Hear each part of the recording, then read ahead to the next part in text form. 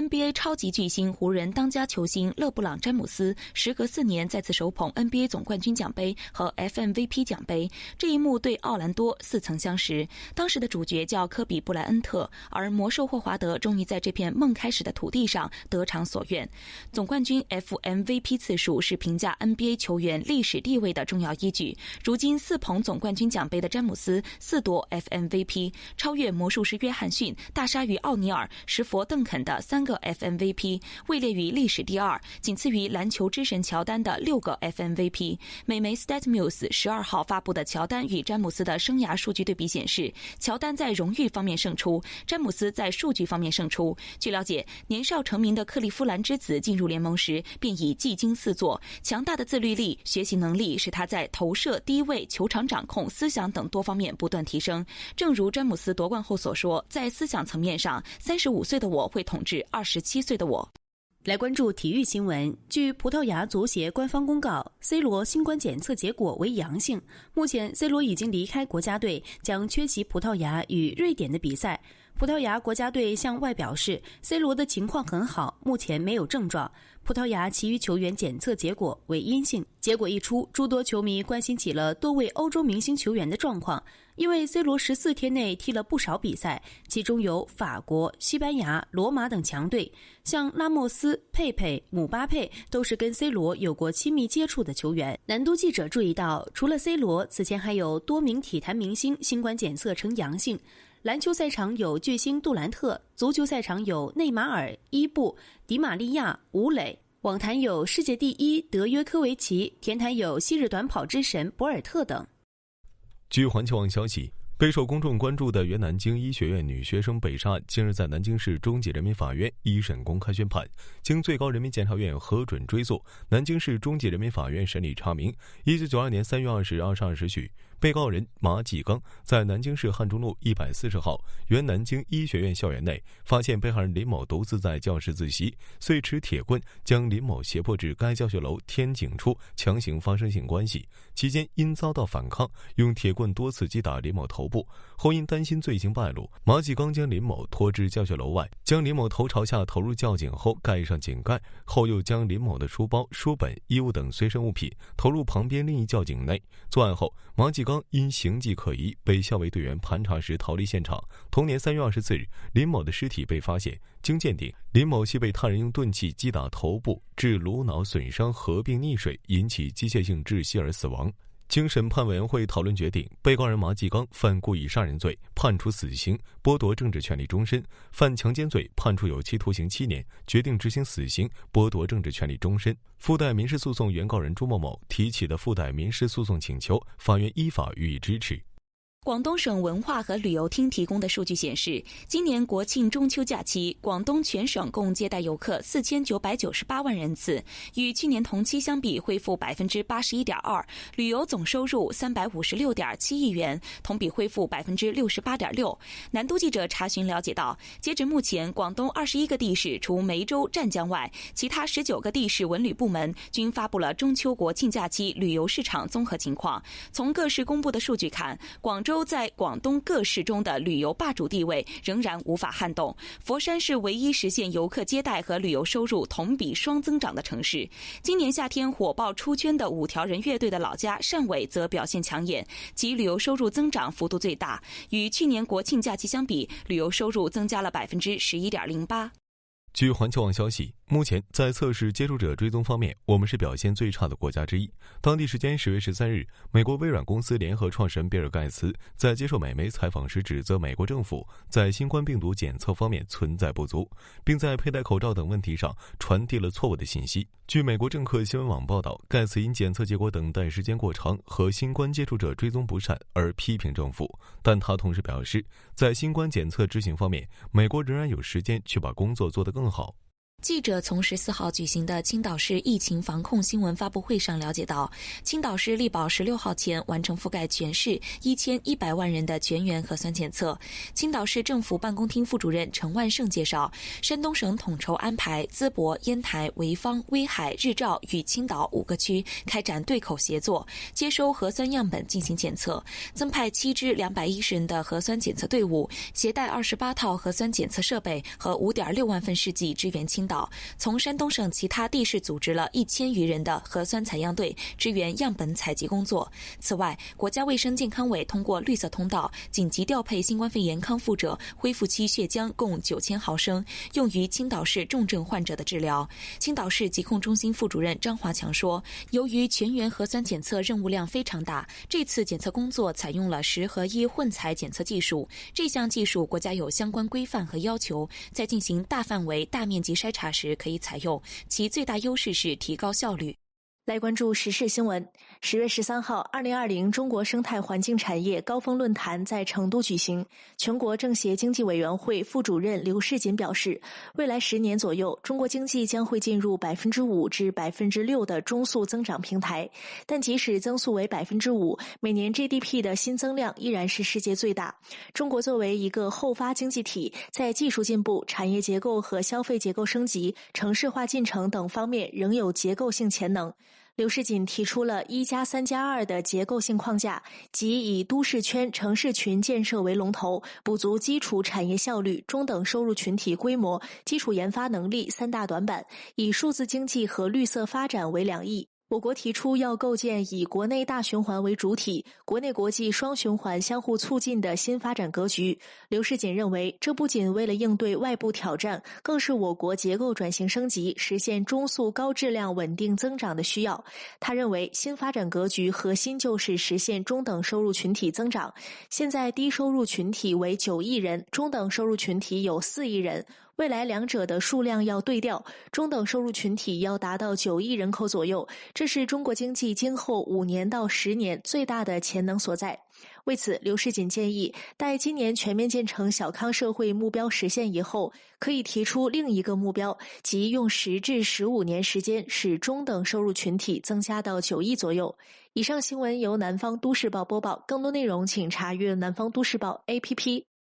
据澎湃新闻消息，美国国家航空航天局13日宣布 ，NASA 与其他7个国家的航天机构签署了 Artemis 协议，这些国家将参与美国的新登月计划 Artemis 计划。据法新社13日报道，除美国外 ，Artemis 协议签署者还有澳大利亚、加拿大、意大利、日本、卢森堡、阿联酋和英国。该协议为这些国家参与美国的新登月计划 Artemis 计划铺平了道路。据报道，该协议概述了未来探索月球及其他领域的行为。受冷空气影响，我国多地气温持续走低，部分地区的气温将创下半年来新低。天冷天一，秋裤开始频繁刷存在感。在黑龙江、吉林、青海、甘肃、内蒙古等地，整体气温较低，属于秋裤天天见区域。14号，山东、河南、北京、河北、天津、吉林、辽宁部分地区的最高气温可能较昨天下降2至6摄氏度，并将刷新今年下半年来的新低。此外，四川西部、云南东北部地区由于受到湿冷魔法攻击，小伙伴们也将加入疯狂翻秋裤的队伍中。而在海南、广东南部等地，未来几天最高气温仍有28摄氏度左右，依然可以一条短裤走天下。气温骤降很容易引发感冒，中日友好医院呼吸与危重症医学科主任医师黄铁群提醒大家，需要格外注意预防感冒。据环球网消息，台湾当局领导人蔡英文昨日在海拔高度2620公尺的乐山雷达站视察。他媒称，在台湾总统府公布的视察片中出现了美方人员，这也是民进党当局首度公开美方人员进驻乐山站。台湾中时新闻网则称，蔡英文视察属高度机密，由于总统府公布军事视察片有严谨的审核流程，13日播出的美方人员出现在乐山的画面，代表民进党当局有意释放出台美军事合作紧密关系，共同分享最机敏的导弹预警情报。10月13号，中共中央、国务院印发《深化新时代教育评价改革总体方案》，这是我国首份关于教育评价系统性改革的文件。方案提出，坚决纠正片面追求升学率倾向，各级党委和政府要坚持正确政绩观，不得下达升学指标或以中高考升学率考核下一级党委和政府、教育部门、学校和教师，不得将升学率与学校工程项目、经费分配、评优评先等挂钩，不得通过任何形式以中高考成绩为标准奖励教师和学生，严禁公布、宣传、炒作中高考状元和升学率，对教育生态问题突出、造成严重社会影响的，依规依法问责追责。据环球网消息，2020年10月14日，外交部发言人赵立坚主持例行记者会，有记者问，美副国务卿克拉奇近日发推特称，中共是对世界环境最大的威胁，其对空气、陆地和水的攻击仅次于其对自由的攻击，中方对此有何回应？对此，赵立坚回应道，这个问题我回答过不止一遍了，我就想请问，美方拿着一份谎言清单，频频在环境问题上无端恶意指责和攻击中国，不怕被真相打脸吗？由于气候变化导致海水温度上升，澳大利亚大堡礁珊瑚自1995年以来减少1半以上。英国广播公司14号报道，澳大利亚研究理事会珊瑚礁研究项目中心科学家1995年至2017年评估大堡礁珊瑚规模和健康情况，得出上述结论。研究报告刊载于13号出版的英国皇家学会生物学分会学报。研究人员发现，大堡礁各种类型和大小的珊瑚近30年来减少超过1半，其中以分支珊瑚和桌面珊瑚的情况最为严重。这两种结构复杂的大型珊瑚是不少鱼类和海洋生物的栖息地。研究人员说，2016年至2017年的珊瑚白化现象是导致大堡礁珊瑚减少的主要原因之一。当海水温度较高时，珊瑚颜色会变浅，出现白化现象。这种现象不会导致珊瑚立即死亡，但如果海水持续温度较高，珊瑚会逐渐死亡，使众多鱼类和海洋生物失去栖息地。大堡礁是澳大利亚东北海岸外一系列珊瑚岛礁的总称，是世界上最长最大的珊瑚礁群，绵延2000多公里。近年来，大堡礁因气候变化等原因多次出现大规模珊瑚白化现象。据界面新闻消息，据健康时报报道，近日一篇国药集团新冠疫苗北京、武汉两地开放预约接种的新闻登上热搜。文中称，目前国药集团新冠疫苗已经在北京和武汉开放预约接种。10月13日下午4点，记者从国药内部渠道的知情人士处咨询获悉此消息。国药集团新冠疫苗北京、武汉两地开放预约接种不实，但具体内容目前暂不做其他回应。手机欠费超3个月或上征信，这一话题持续引发热议。10月13号，南都记者从江西电信获悉，江西电信手机用户欠费信息将纳入个人征信系统，预计从2020年11月开始执行。对方解释称，此举仅对长期恶意欠费用户纳入征信，具体实施细节仍在研究中，目前尚未正式实施。非恶意欠费用户无需担心，他们将做好缴费提醒服务，并提供线上线下多种途径方便用户缴费。何为恶意欠费？江西电信客服人员回应南都记者称，若用户之前使用的电信产品欠费超过3个月未缴清欠费，或者享受了手机话费等优惠，有在网协议约定而没有履行，相关信息都有可能会被接入征信。南都记者梳理发现，拖欠水费、乱闯红灯、乱扔垃圾、频繁离职等都有可能构成失信行为。有网友质疑称，征信是万能的吗？对此，专家认为应警惕信用系统应用过度，征信主要是在经济领域发挥作用，反映的是履约意愿和履约能力，有没有闯红灯、是否乱扔垃圾是治理问题，不能把信用系统当成一个万能的东西。来关注时事新闻，遇到碰瓷怎么办？如何维护自己的人身权和财产权？10月14号，公安部召开新闻发布会，发布两高一部联合印发的关于依法办理碰瓷违法犯罪案件的指导意见，进一步明确惩治碰瓷违法犯罪行为的法律适用、公检法部门间的分工配合以及定罪量刑等问题。南都记者从会上获悉，此次指导意见明确了实施碰瓷涉及相关罪名的定性处理问题，尤其是实施碰瓷故意或过失造成他人伤亡的，应分别视情以故意杀人罪、故意伤害罪、过失致人死亡罪、过失致人重伤罪定罪处罚。来关注教育方面新闻，今后冒用他人身份顶替上大学有望被认定为犯罪行为。10月13号，南都记者从最高人民法院官网获悉，刑法修正案11草案当日提请13届全国人大常委会进行了2次审议，最新草案有多项修改。其中，一些人大常委会组成人员、部门、地方和社会公众提出，社会上发生的冒名顶替上大学等事件，严重损害他人利益，破坏教育公平和社会公平正义底线，应当专门规定为犯罪。全国人大宪法和法律委员会经研究，建议采纳上述意见。据新华社报道，13号提请全国人大常委会会议审议的刑法修正案11草案2审稿作出规定，盗用、冒用他人身份顶替他人取得的高等学历教育入学资格、公务员录用资格、就业安置待遇的，处3年以下有期徒刑、拘役或者管制，并处罚金；组织指使他人实施前款行为的，依照前款的规定从重处罚。近年来，教育领域屡屡出现的冒名顶替事件持续引发关注。2015年6月，南都记者曾卧底高考替考组织，发现湖北个别高校多名大学生加入并在南昌参加高考，试图通过充当枪手牟利。报道发布后，江西省教育考试院通报，参与替考大学生将被开除学籍。同年6月，人民日报刊发评论称，替考已成为组织和产业，最关键的是违法犯罪成本太低，呼吁替考入刑。南都报道发布后，在2015年11月实行的刑法修正案9中，将组织作弊、买卖作弊设备、买卖考题、代替考试等纳入刑法范畴。此外，裁判文书网相关判例显示，2015年以后，此类违法犯罪行为遭到严厉打击，代替考试罪、组织考试作弊罪等相关判例从个位数最高年增了500余起。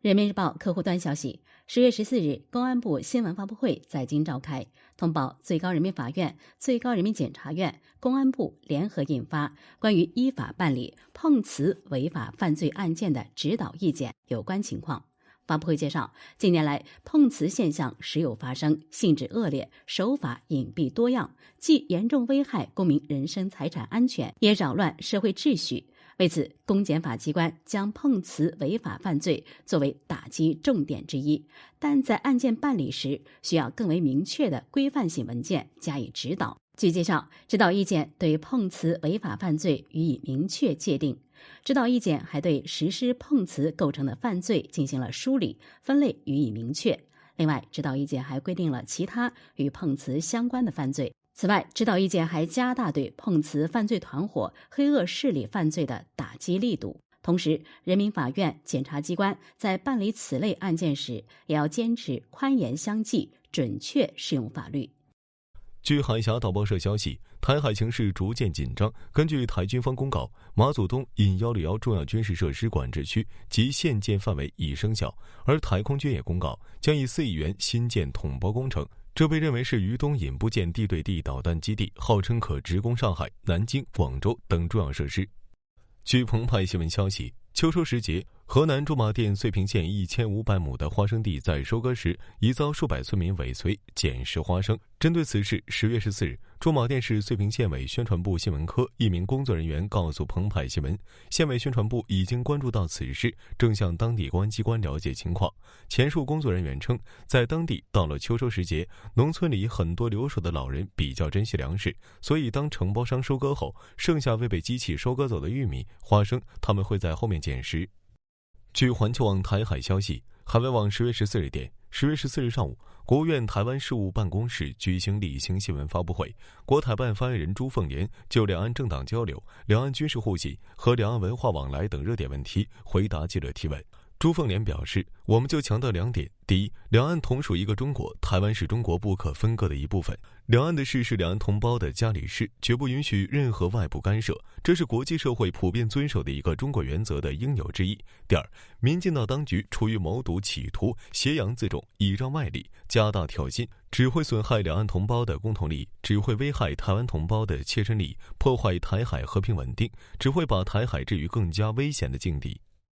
据新京报消息，新京报讯，据台媒报道，导演钮承泽涉嫌性侵剧组女员工一案，法院依照强制性交罪，钮承泽获刑4年后提出上诉。10月14日，2审再度开庭审理，钮承泽现身法院，除谢谢外，并未谈及案情。据悉，庭内钮承泽仍否认性侵被害者，称双方属情投意合。钮承泽性侵案1审宣判，被判有期徒刑4年。本次庭审也传唤了被害人到庭，但其并未出庭，最终决定另定日期再次审理。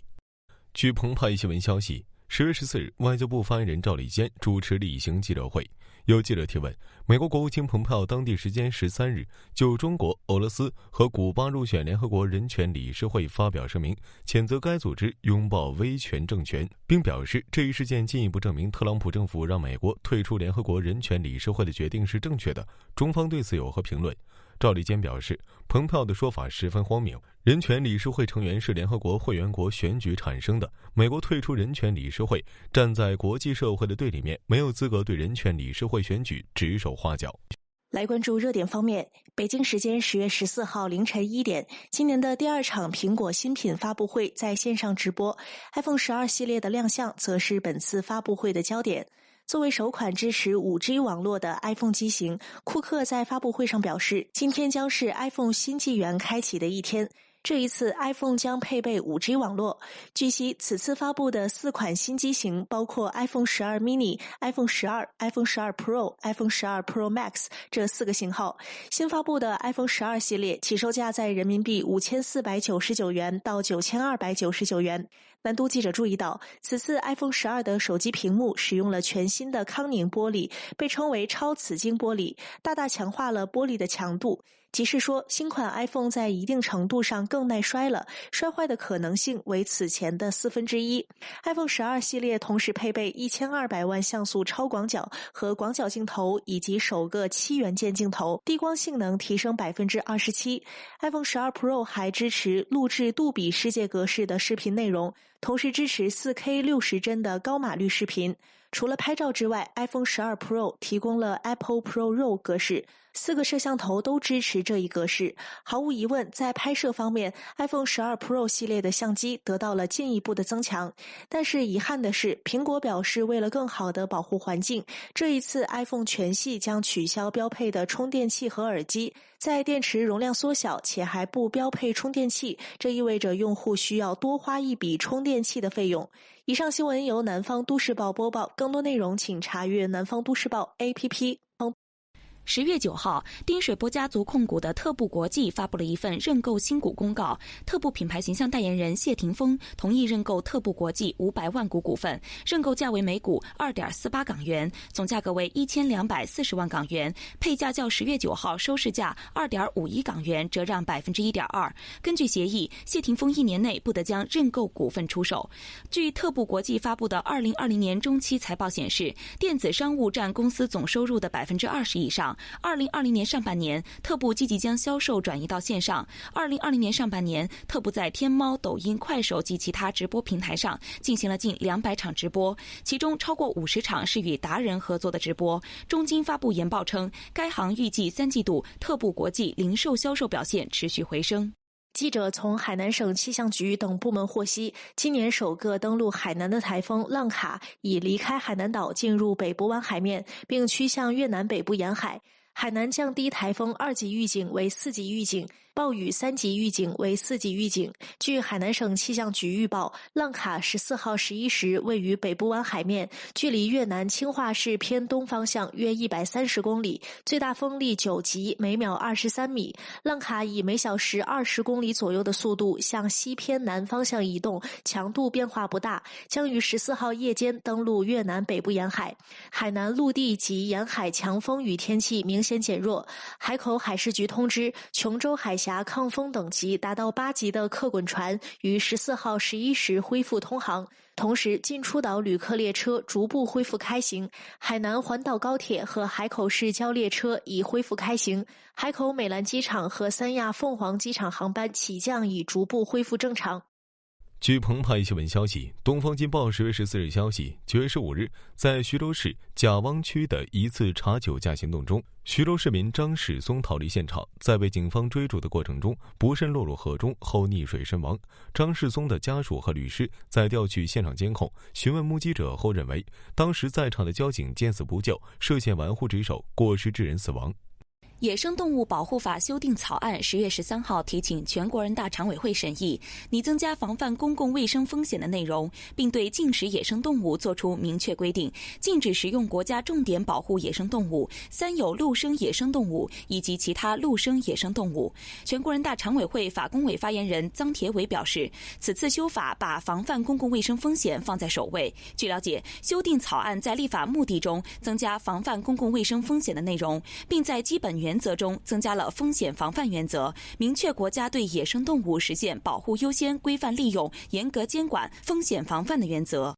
近日，陕西省人民政府办公厅关于支持多渠道灵活就业的实施意见正式印发，支持个体经营发展，拓宽非全日制就业渠道，发展新就业形态，加大对困难灵活就业人员帮扶力度。实施意见提出，创业担保贷款各贷最高额度20万元，10万元以下免除返担保。秦青优惠贷项目为45岁以下青年提供最高300万元贷款。建档立卡贫困人口持就业创业证人员从事个体经营的，可在3年内享受每户每年14400元限额的税费减免，将企业失业人员、农民工纳入创业补贴范围，按规定给予每人5000元的一次性创业补贴，创建城乡社区养老、托幼、心理疏导等社会工作服务站，大力发展夜间经济，支持发展各类特色小店，对就业困难人员、离校2年内未就业高校毕业生从事非全日制等工作的，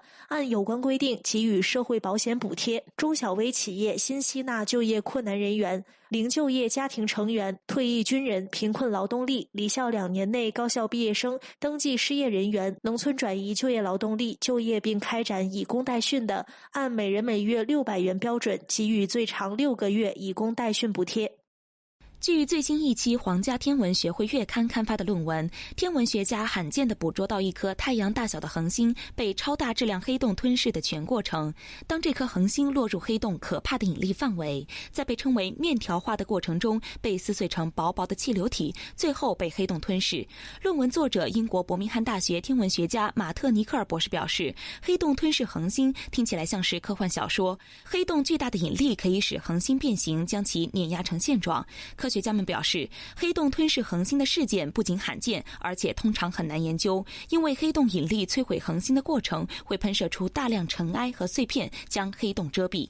来关注一起案件。近日，裁判文书网公布了一则非法猎捕、杀害中华鲟的一审判决书。裁判文书显示，上海一渔民在未取得捕捞许可证的情况下，驾驶自购渔船非法捕获一条1级濒危保护动物中华鲟。他把鱼放在冰箱里欲自行使用，就被民警抓了。针对此案，上海铁路运输检察院在开庭时提起了刑事附带民事公益诉讼。法院判决邢某某犯非法猎捕、杀害珍贵濒危野生动物罪，判处有期徒刑1年，并处罚金人民币5000元，扣押在案的中华鲟1条、拖网1张，予以没收。同时，邢某某需于判决生效之日起10日内赔偿因非法猎捕、杀害珍贵濒危野生动物所造成的国家野生动物资源损失共计人民币4万元。如未按判决指定的期间履行该给付金钱义务，将加倍支付迟延履行期间的债务利息。此外，邢某某还需于本判决生效之日起10日内，就非法猎捕、杀害珍贵濒临野生动物的行为公开向社会公众赔礼道歉。赔礼道歉的内容需经本院审查确认。以上新闻由南方都市报播报，更多内容请查阅南方都市报 APP。